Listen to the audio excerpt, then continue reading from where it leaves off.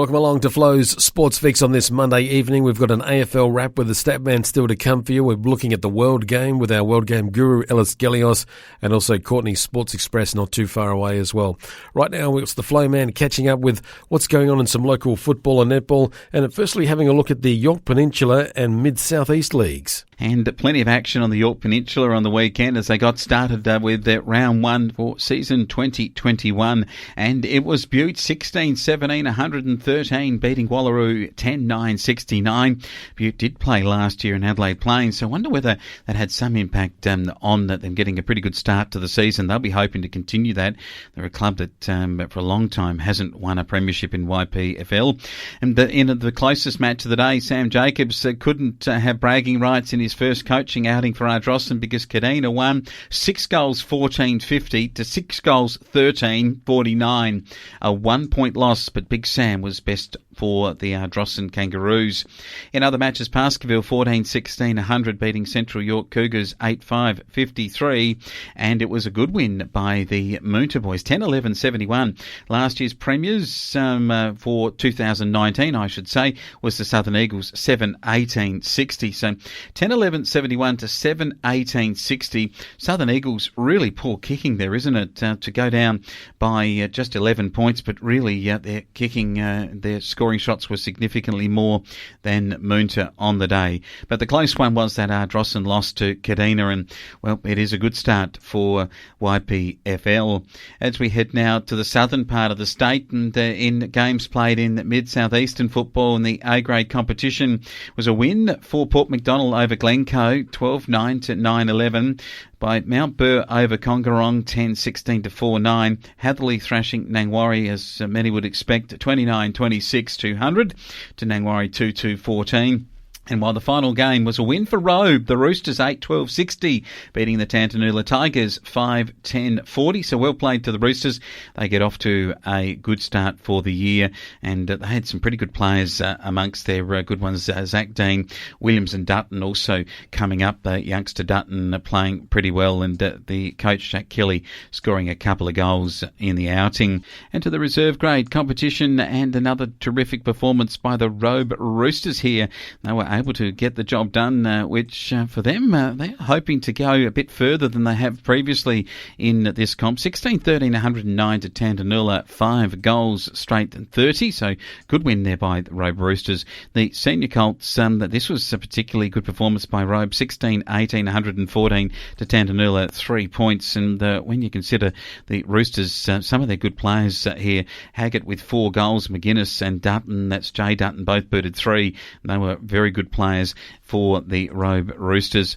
But in the junior Colts, it was a different story. The Robe Roosters know what they'll be doing at training this week, having some goal-kicking practice, because Tantanoola kicked 4 goals, 1-25.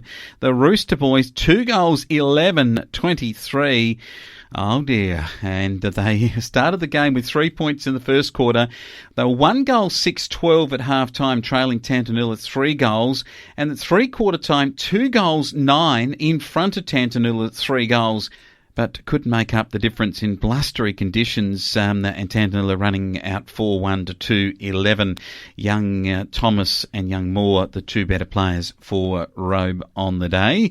And that is a look at our sporting fix for country football across South Australia. And tomorrow the Flowman will be looking at the Barossa Lighting Gawler and the River Murray Leagues.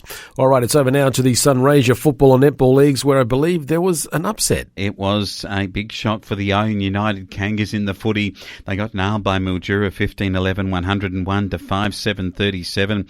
It was a complete football performance by Mildura. They held Owen United to no score in the first quarter, and then after that it was never going to be, with a big lead at half-time, 9-7 to 2-3, and then 15-11 to 3-4 at three-quarter time, and 15-11 to 5-7 at the final analysis. But it looked a struggle for the Owen United Kangas in their seniors. Their better players were Pike, Brady and Staunton. Taunton, but just no multiple goal kickers for them on the day. In other senior football matches, Wentworth were too good for Redcliffe's 14-17 to 7-11, and Merbein, a big surprise, 7-10-52 to beat Robinvale Euston 4-8-32. Imperials had the bye. Irimple beat South Mildura in the Easter clash. In the reserve grade, the Owen United Kangas, a good win here, 11-8-74 to Mildura 5-3. In the under-18, the Thirds win to Mildura here, repeating the dose from 18 months ago in the grand final when they beat the Owen United Kangas boys on that day. It was 14-12-96 to 7-7-49 on Saturday at Blackburn Park. And in the 16-year-olds, Mildura 18-12, too good for Owen United, 1-7. So some tough outings there at Blackburn Park for the local Kangas on the weekend, just their reserve grade getting up. And heading now into New South Wales and the Hume Football League, and in senior matches, Osborne repeated the dose that they were able to give out to the Brock Burham Saints back 18 months ago in the grand final. This time they beat them easily, 20 goals, 15-135 to Brock Burham, 10-4-64, a big win by the Osborne boys back in their Tiger outfit rather than the Ostriches of last year in the Riverina. Armstrong was brilliant, booting 7 goals and Ward with 5. Armstrong, the better player on the day for them. While in the other matches, it was a win for CDHBU, 11-15-81 over Lockhart, 5-7-37. We expected a bit more improvement from Lockhart, but a disappointing loss there to the Power. It was a big win for Holbrook over the Billabong Crows, 14-22, 106 to the Crows, 5-9-39. And I thought the Crows might be, with their recruits, a bit stronger than that. Ramwell Bundaree Waller 11-16-82, beating Howlong 9-7-61. And Henty 17-14, 1-16, beating the Murray Magpies 5-12-42. And Culcan 11-12-78, beating Jindera 11-4-70 in the closest match of Hume football. That played at Walla Walla, with Culcan's ground still being upgraded in the drought funding that has been given for councils. And a good round, though, of Hume football. Tomorrow we'll have a look at Farah football in New South Wales, and we'll catch up with Horsham District football results in Victoria in our Sporting Fix.